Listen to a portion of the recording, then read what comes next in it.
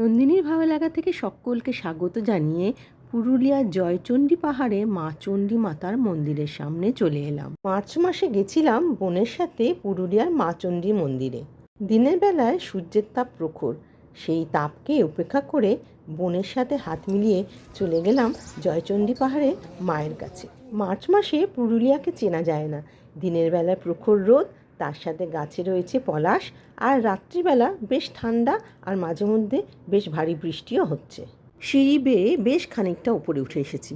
কখনো বাঁদিকে পাহাড়, আবার ডান দিকে ঘন জঙ্গল, আবার ডান দিকে পাহাড় তো বাঁদিকে ঘন জঙ্গল। মনের ইচ্ছা শক্তি যদি তোমার থাকে তাহলে তুমি যে কোনো কাজ করতে পারবে, এটাই আমার ধারণা। সিঁড়িগুলো ছিল বেশ খাড়াই, আর উঠতে বেশ কষ্টও হচ্ছিল।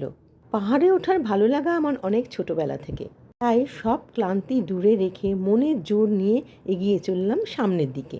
সিঁড়ি দিয়ে উঠে ডান দিকে চাতালে রয়েছে হনুমানজির মন্দির। মন্দির থেকে বেরিয়ে পাশ দিয়ে চলে গেলাম সোজা সিঁড়ি দিয়ে আরেকটু সামনের দিকে। 350 সিঁড়ি দিয়ে উঠে এলাম মা চণ্ডী মাতার মন্দিরের ভেতরে। মন্দিরের ভেতরে ঢুকে মন শান্ত হলো, আর এত আরামদায়ক ছিল বলে বোঝাতে পারবো না। মাকে দেখে মনের ক্লান্তি সব দূর হয়ে গেল।